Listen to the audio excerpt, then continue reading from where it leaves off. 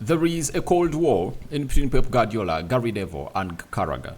And it's really escalating. And today I said I cannot go past this story without presenting to the viewers of the Rokani Media Football. Welcome to the Football News Show. How are you? It's a Wednesday. And we're here to obviously bring you what this is all about.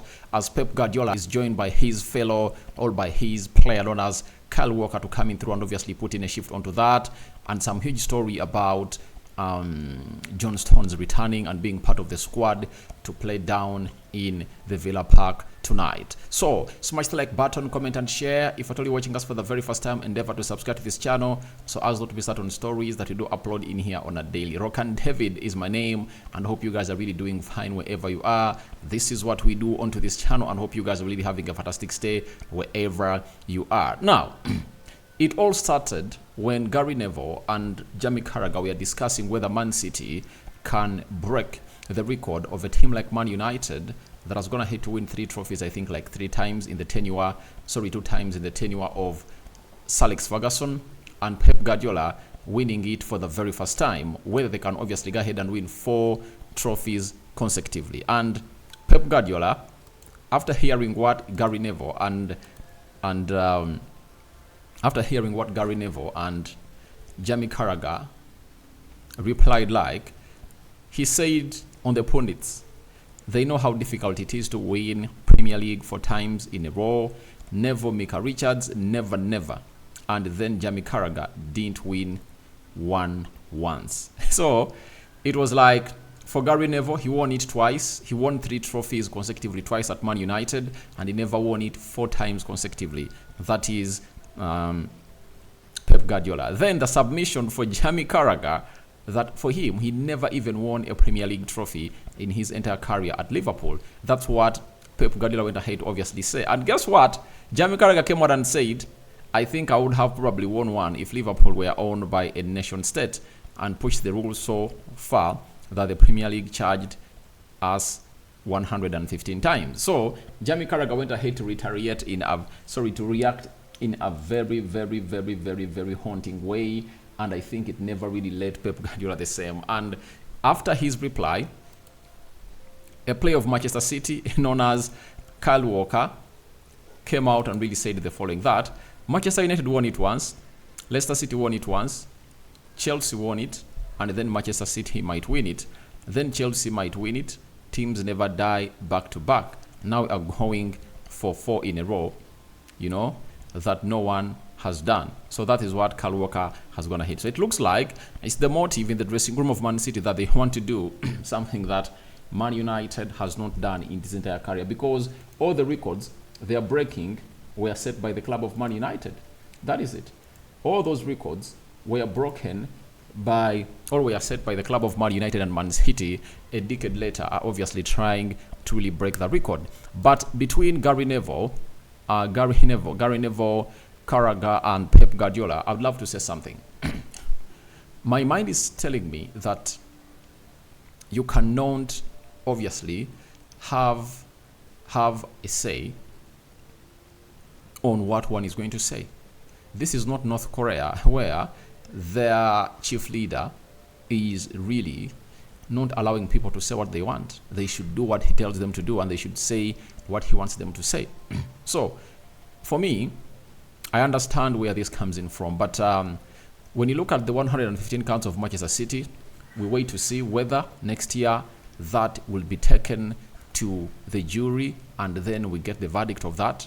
But Carragher needs to know that by that time, Man United was not having owners, was not having rich owners like Manchester City. That is it.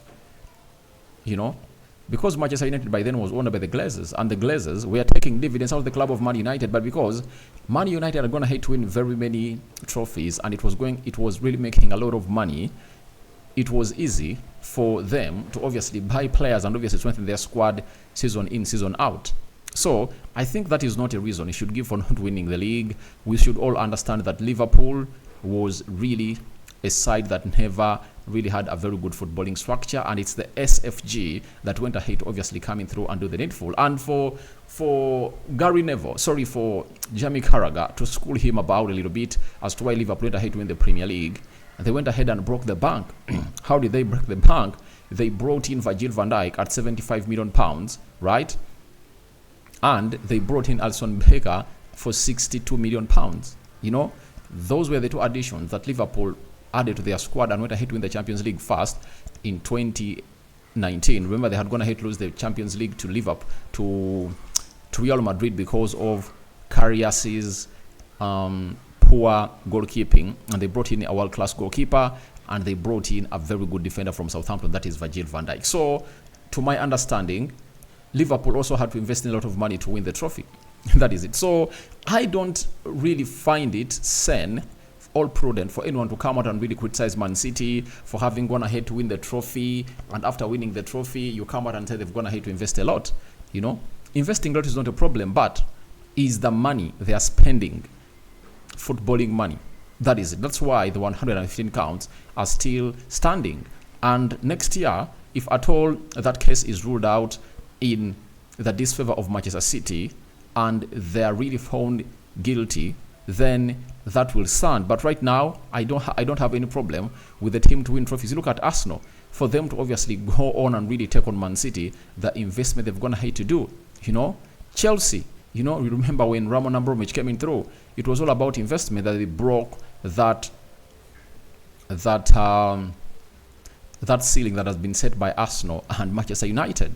You get? So even Man City is doing the same, and Liverpool is doing the same. Liverpool winning the Premier League after how many sets of decades? It's because of them investing huge.